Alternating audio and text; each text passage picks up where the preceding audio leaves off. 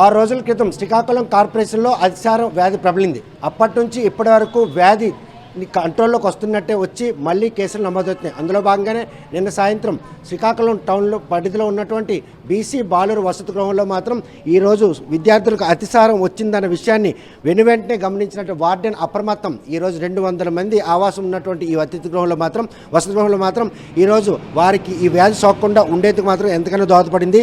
ప్రస్తుతం పట్టణంలో మాత్రం సుమారు 168 కేసులు నమోదయ్యాయి. ఆదివారం అర్ధరాత్రి నుండి నమోదైన ఈ కేసుల సంఖ్య ప్రతిరోజు కూడా పెరుగుతూనే వస్తున్న నేపథ్యంలో కార్పొరేషన్ అధికారులు తీసుకున్నటువంటి రక్షిత చర్యలు మాత్రం ఈరోజు వ్యాధి ప్రబలకుండా ఉండేందుకు మాత్రం ఎంతగానో దోహదపడింది. అందులో ఎటువంటి అస్థితి లేదు.